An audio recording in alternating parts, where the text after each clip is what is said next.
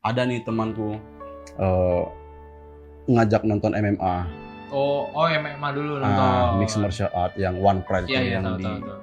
di tenis indoor Iya. ya. Lai katanya, apa Lai? Mau nggak nonton MMA katanya? Boleh, aku bilang. Ajak aku ke sana. Aku lihat-lihat, kayaknya aku bisa nih seperti ini. Oh udah muncul ya.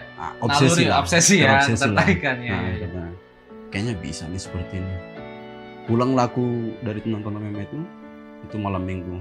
Besoknya aku searching udah di post kan tempat latihan MMA terdekat. Langsung tuh ya, langsung ya. Iya. Adanya latihan tinju. Oh pas abang searching MMA itu malah yang keluar tinju.